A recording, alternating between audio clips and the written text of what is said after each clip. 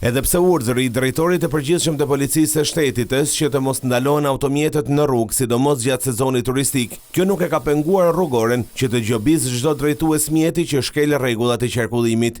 Vetëm në 24 ore të fundit në të gjithë vendin janë dhënë afro 4300 masa administrative. Pjesa më e madhe gjobave janë vendosur nga radaret, por dhe nga dronet që monitorojnë akset më problematike, jo vetëm ato nacionale, por dhe zonat urbane. Policia njofton se vetëm në këtë interval kohor janë arrestuar 8 shofer, 6 prej tyre të dehur, ndërsa 2 të tjerë nuk kishin leje drejtimi. Konkretisht, më shumë se 1500 gjoba janë vendosur për parkime të gabuara, ndërsa të gjithë ato që kishin parkuar në korsitë e dedikuara apo dhe në trotuare, mjetet e tyre janë larguar me karo atrec.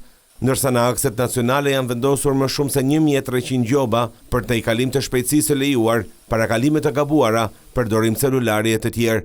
Në kuadër të rritjes së fluksit automjeteve në akset rrugore, policia ka shtuar, sidomos gjatë fundjavave, praninë e shërbimeve në rrugë për të monitoruar trafikun dhe shkeljet edhe përmes mjeteve inteligjente. Jo vetëm kaq, por rrugorja ka nisur dhe aksionin e saj për mos lejimin e xhamave të errët për të gjithë ata që i kanë vendosur në kundërshtim me ligjin.